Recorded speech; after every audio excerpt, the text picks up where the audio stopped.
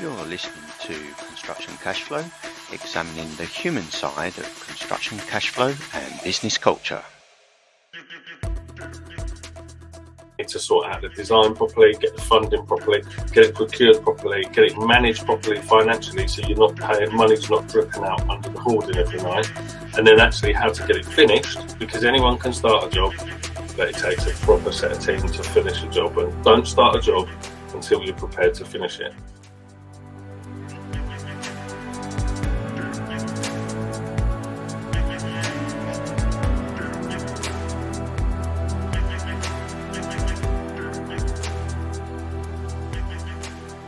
The thing is, understand the rules of the game.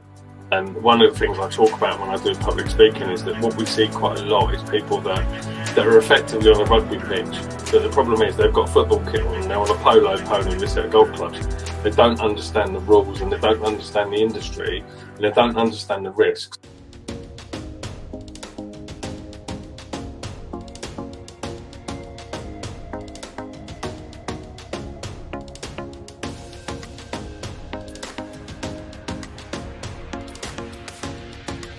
Using the knowledge I've got to share that with other people, to help them and be the catalyst for them to find it within themselves, their own potential, to then actually go out and actually fulfill that potential.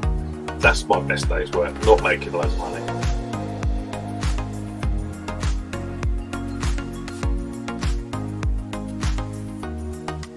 In this episode, it's a real pleasure to introduce you to the one and only, the inimitable Richard Stone. Now, Richard has over 30 years experience in the construction industry and running projects. He now teaches, coaches and mentors, and has a course on compliance and project management. And it's all these things that you need to get right in construction in order to ensure that the cash flow can flow freely. The other thing I like about Richard as well is very tuned into the human element of when things go wrong in construction and what leads to the high levels of mental health problems that we see amongst people that are in the construction industry.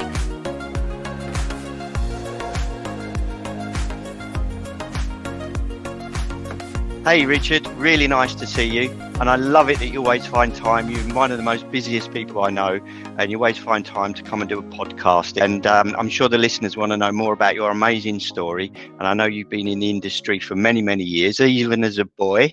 So we all want to learn a bit more about that and the experience you've had, how you got to where you are now, and where you see yourself going in 2023. Wow. So firstly, thank you for the opportunity to come back onto your podcast, because we did do an episode last year, which I thoroughly enjoyed. And also, before I get into my introduction, I would just like to say that I think the work you do is remarkable, because I've actually had people send me direct messages as a consequence of listening to the podcast that I recorded with you that's given people help from that conversation. So please never underestimate the power of what you do. Thank you so much, Richard. That's really great feedback to have. Thank you.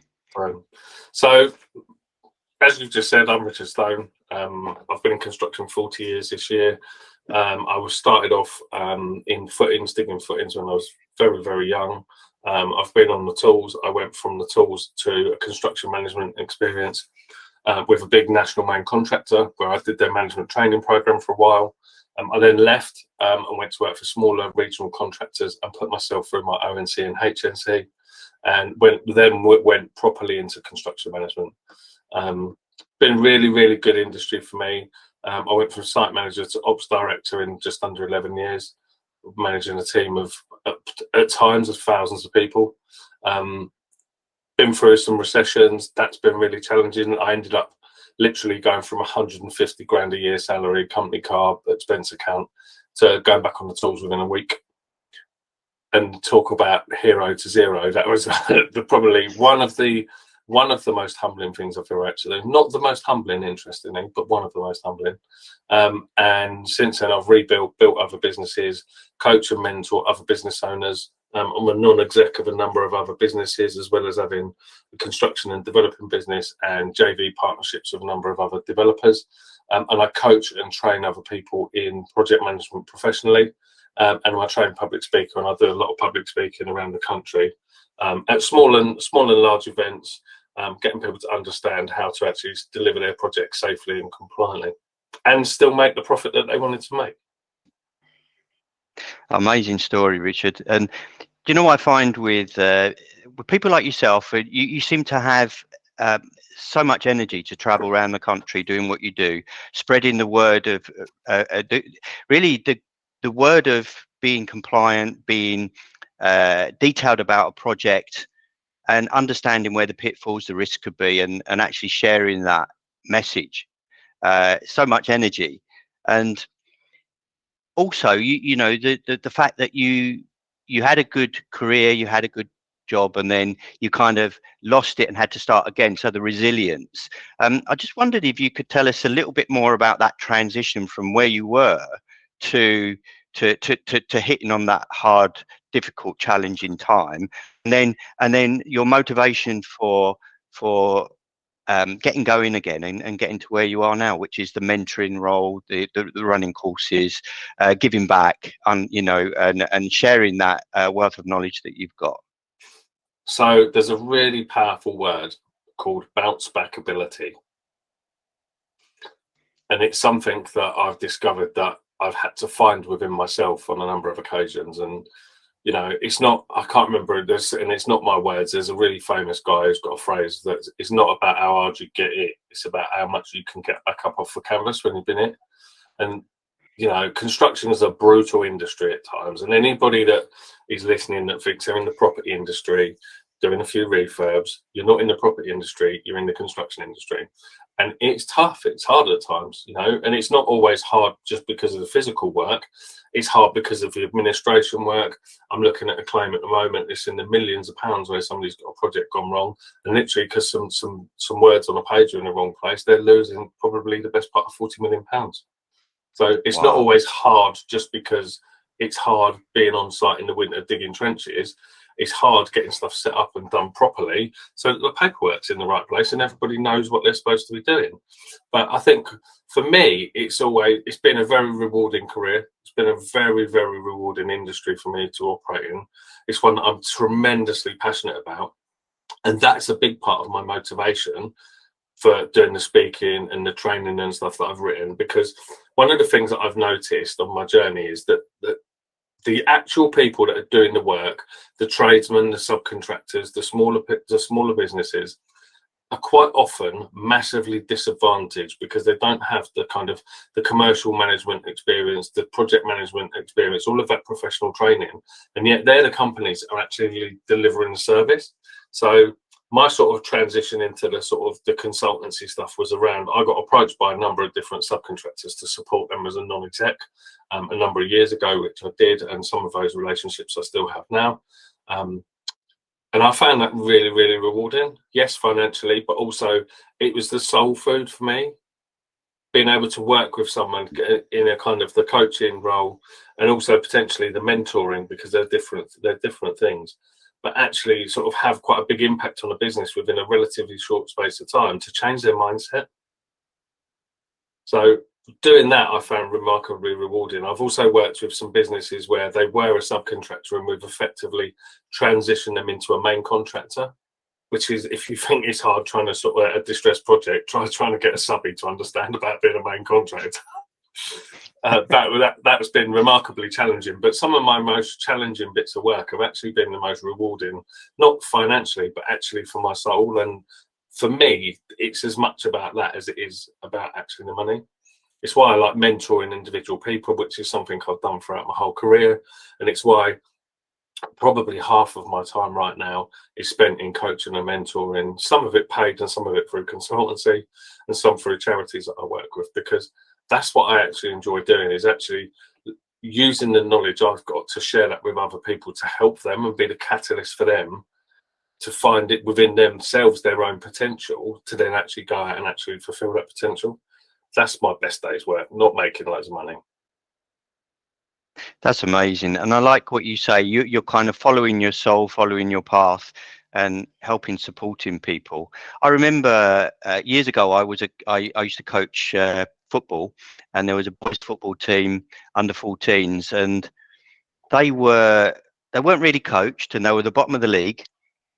Fortunately, I was a qualified football coach, a UEFA B coach at the time, and I brought those skills to them, to those lads who had low self-esteem. They thought, we're no good, we're bottom of the league, we're always expelled from school, and gave them some coaching because it was the knowledge I had to give to them, and they lapped it up. And they finished top of the league that season. Wow. By miles and miles, and that was one of the most rewarding things. And I can relate to what you're saying. You talk about subcontractors that are disadvantaged quite often in the process of the contractual process in the supply chain, and they don't have a representation quite often. They don't have the commercial managers, as you say, and the commercial expertise.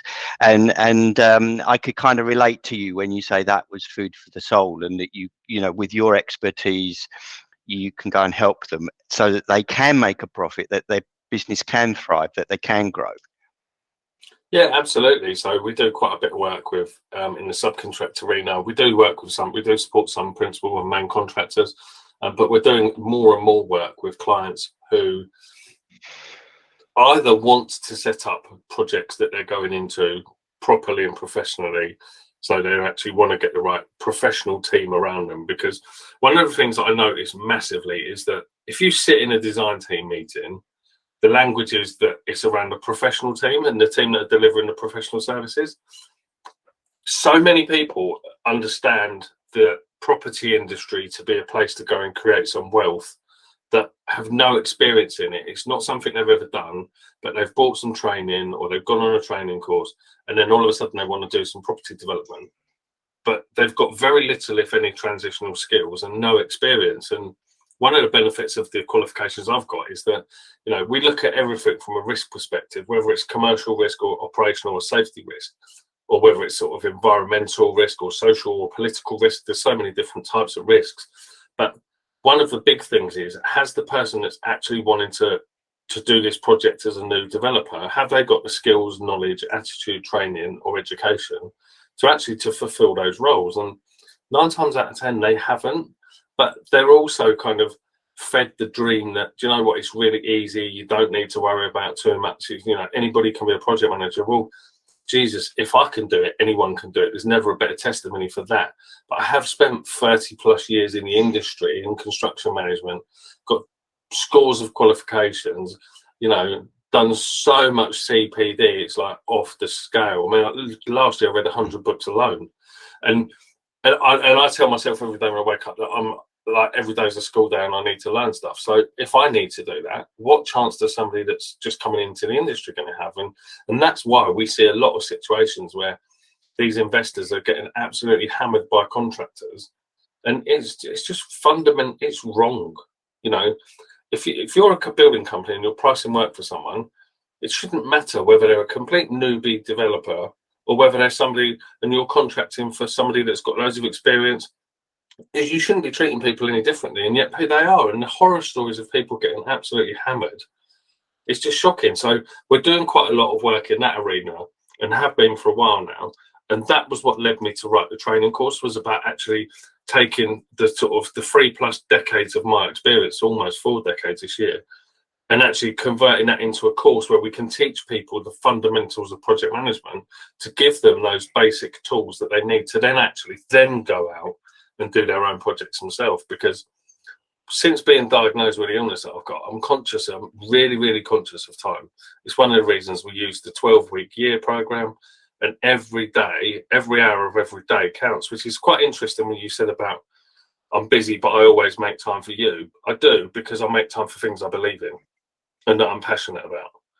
And that's why I do stuff like this, because I am passionate about it, and I know that the knowledge that I've acquired and the skills that I've acquired through being operational and commercial and safety, pull all of that together, I can write a course and some training content to give people all of that stuff that they need, which is what led me to write the course that I've done. That's amazing. And I think the course is a legacy, something that you've got that you can pass on as well, you know, and it's an asset. Tell us a bit more about the course then, Richard, and who could apply for the course if anybody's listening and thinking, well, this is great, I really need something like this. You know, how could they you know, how could they apply for the course? Are they, you know, is there any running soon or? Yeah, so we've got a couple. We've got 2 dates confirmed for this year. We've got one at the end of January, which may well be gone by the time this is published, and then there's another one the last weekend in March. So it's a 3-day event, and we cover, it's a complete sequence from finding an opportunity, defining what that opportunity looks like, how to get it through planning, how to get it funded, and then how to get it set up and procured safely so you comply with the construction design and management regulations. You comply with all the house of multiple occupation regs if you're doing it to create HMO. So all of the stuff you need to sort out the design properly, get the funding properly, get it procured properly, get it managed properly financially so you're not paying, money's not dripping out under the hoarding every night. And then actually how to get it finished, because anyone can start a job, but it takes a proper set of team to finish a job, and don't start a job until you're prepared to finish it. So over the course of 3 days, we go through the whole sequence end to end, over 300 slides, about 80 plus template documents that we go through.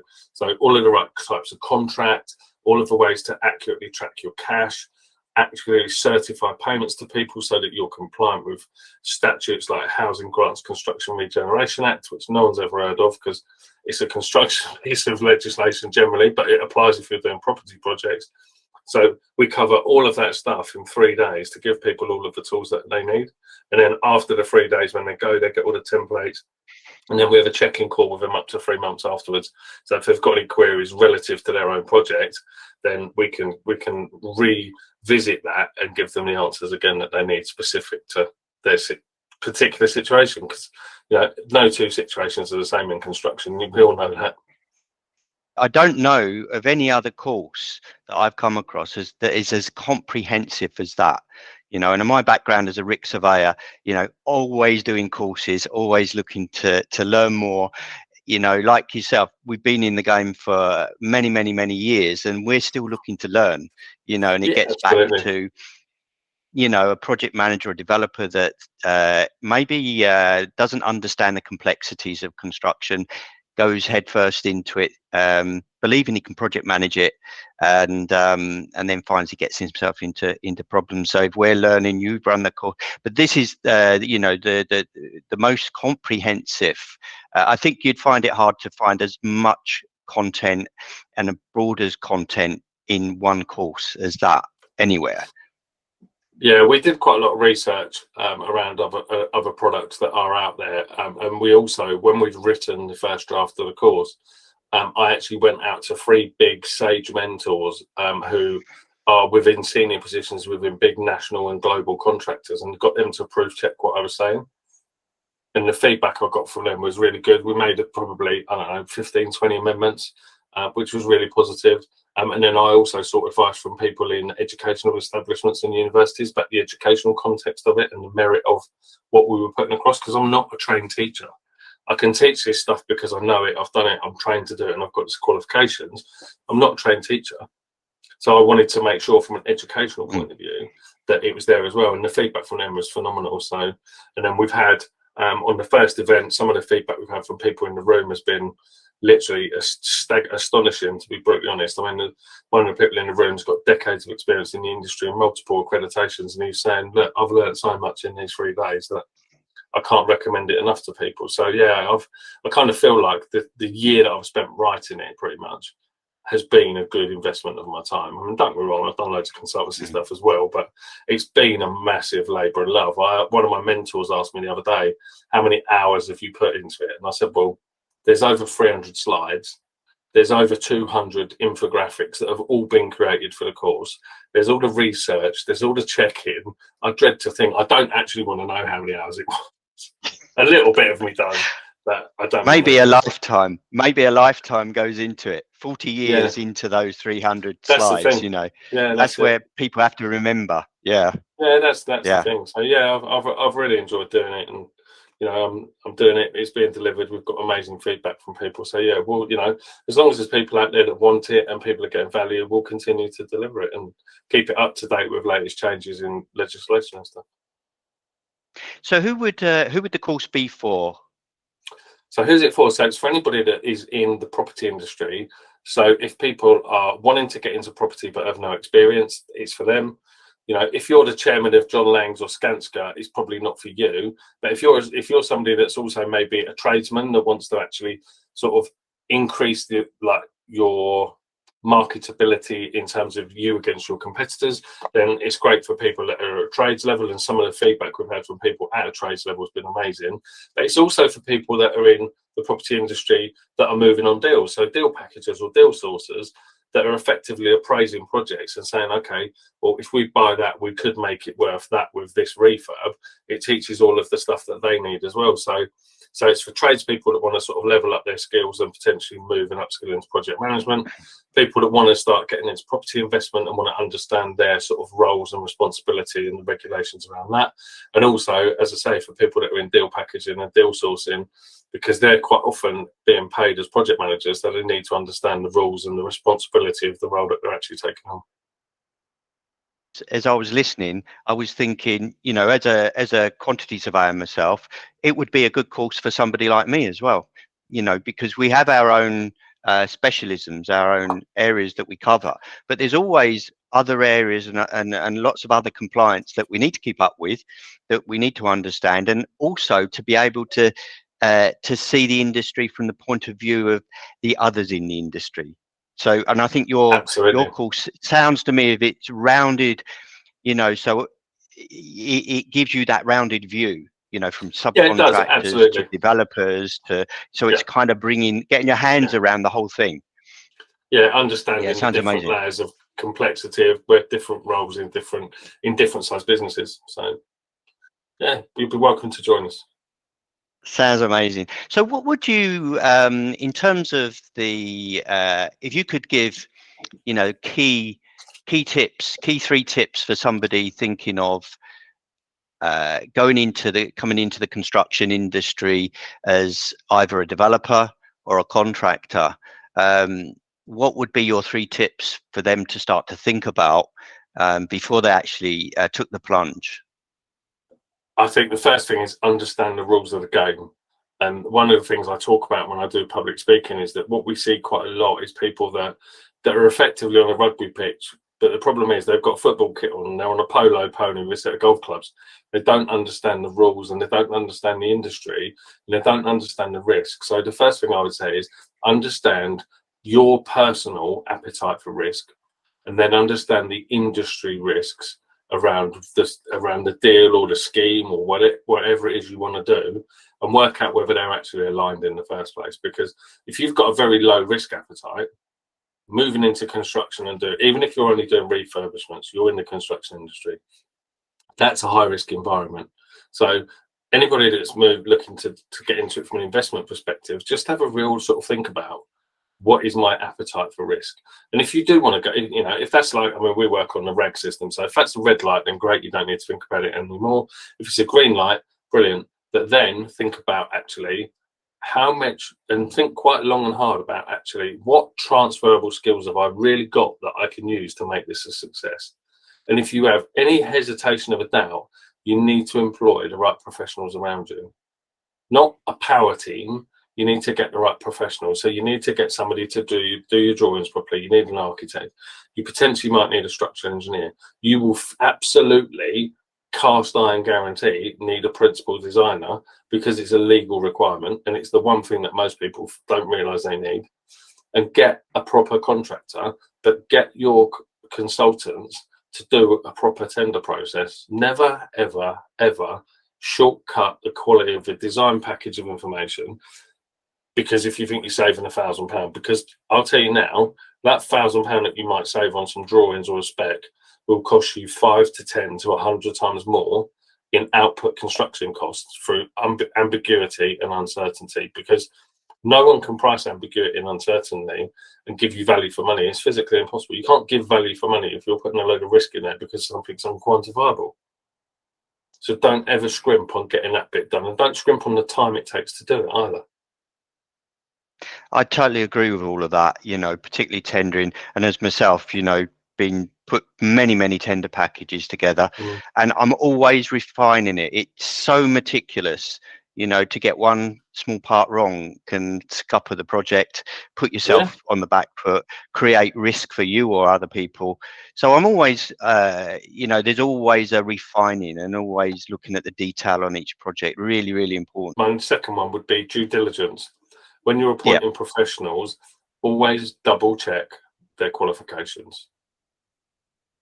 Never ever just assume that because someone's on Facebook and they're a structural engineer, check people's qualifications. And I'll tell you something, anybody who's actually qualified to do what they do will never have a problem with someone saying, can you just please provide evidence that you are an RICS surveyor? Can you please confirm that you are actually a structural engineer? Anybody that's actually got some minerals and that is actually qualified to do what they do won't have a problem. They'll probably respect you more for actually asking the question in the first place. PI insurance. Get copies of people's quotes. We're looking at a claim at the moment for someone on a project that was finished last year, and the contract dates, the start date has been 2027. Contract written by an RICS surveyor, and they've got the start date wrong. Make sure you get people's insurance. And like you say, insurance really important.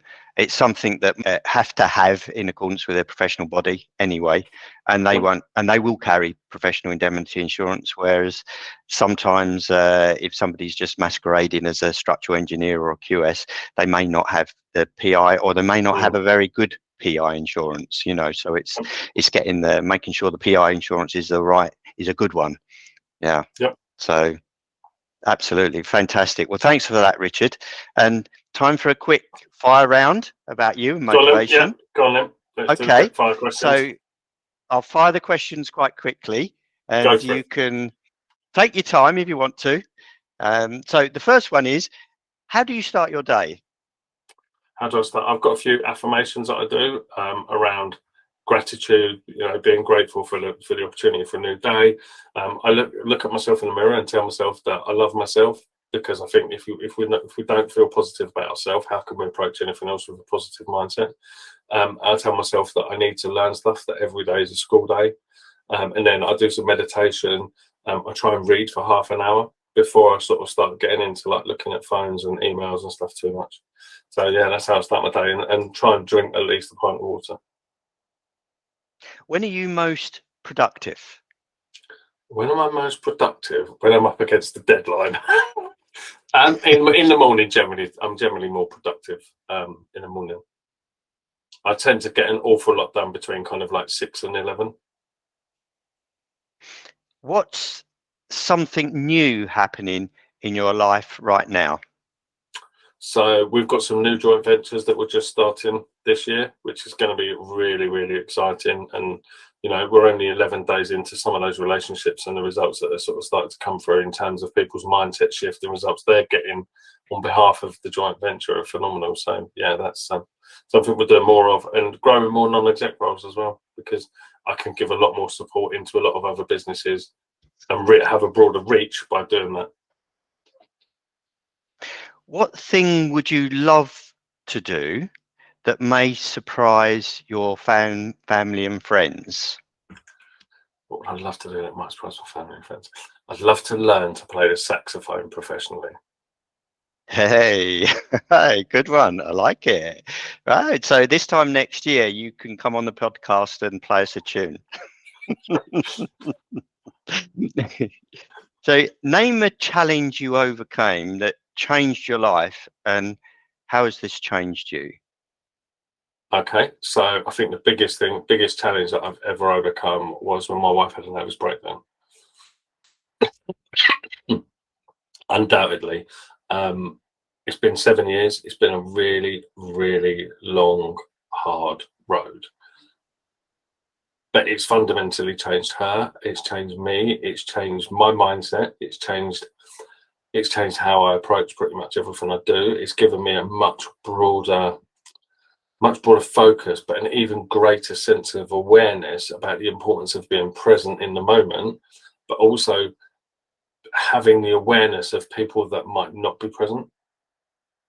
So to give you an example, I won't name the person, but there's a person who's in a mastermind group that I'm in that literally no one has seen for a couple of weeks. So I've just sent that person a couple of voice notes and a message just saying that not sure what's going on, hope everything's okay, because I was present enough to go, okay, where's that person? Is everything okay for them? And the other two parts of my life which contribute to why I sort of approach stuff like that is I've actually lost two of my best friends to suicide. So I'm acutely aware of all of that sphere of stuff as a consequence of those things that have happened. And I think it now massively forms who I am and how I approach stuff. So, you know, I've been known, I mean, I used to get called the Muller, and people used to say, oh, we won't let him take his muzzle off until we get to final account stage, because I was pretty brutal as a negotiator, and I can still be that way. But I've learned to massively contemplate the impact of my actions before I act. Now, it might not always change what I do. It will change, and it has changed how I might frame something and the language that I might use.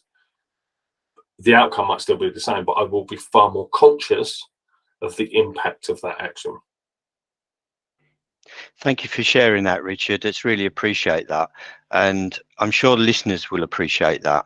And there were a few learnings that to take away, and particularly for me, you know, particularly around being aware, you know, as you mentioned, being aware of that, of others, that sometimes in our busy lives, sometimes we're not always as aware as we should be. And Yeah, it's to too look easy out. to miss these things.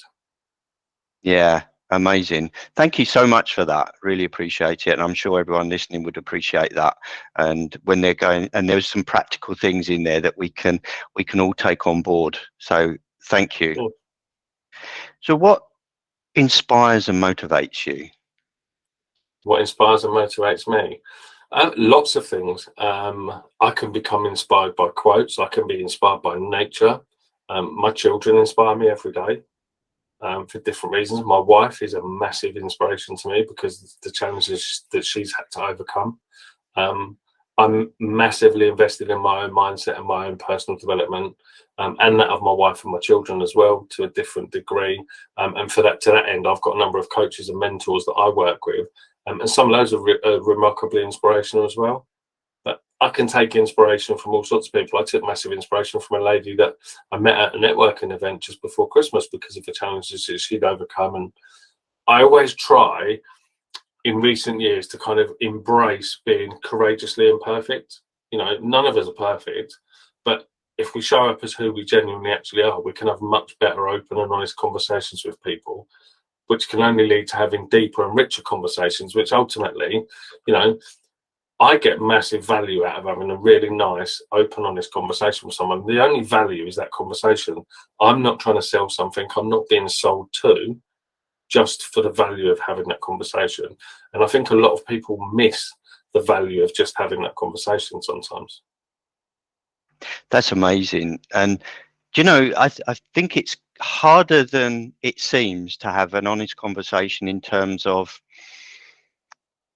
communicating the picture of a thing that you've actually got in your mind without adjusting it before it comes out of your mouth, and being honest, actually having that honest conversation with yourself first and saying, well, this is actually the picture that I've got, and I don't want to dress it up to be more socially acceptable.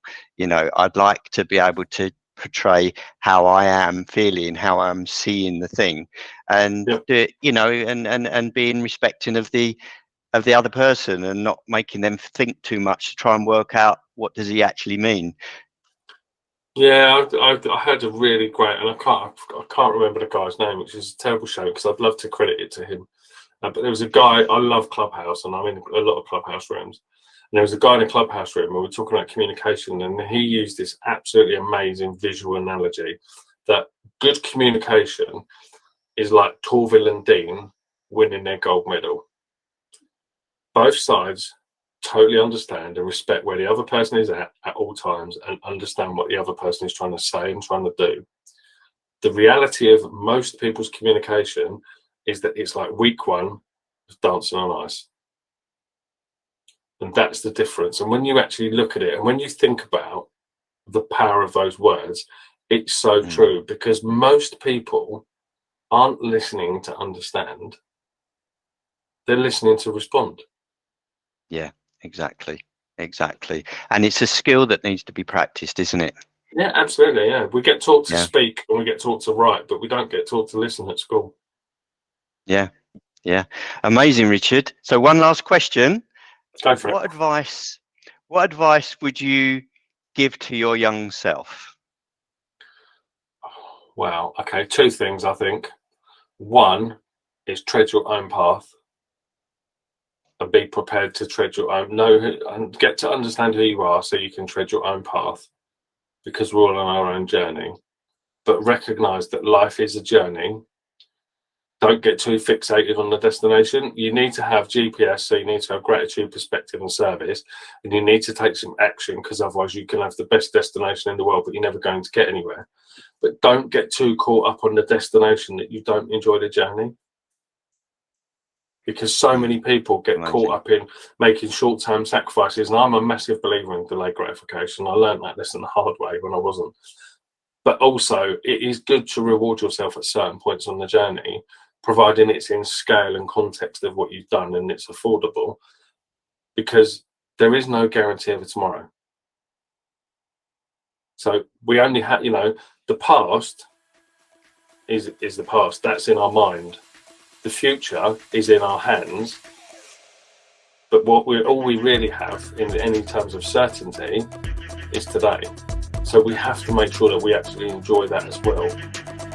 Thank you, Richard. Words of wisdom, as always, and fantastic. Amazing having you on. You're an amazing guest, and we look forward to you coming on again. And wish you all the luck with the course, with the mentoring, and with yourself and everything around you. Thank you so much. Thanks, Joe. You've been listening to Construction Cashflow. The faster cash flows down the line, the more wealth grows for families and communities.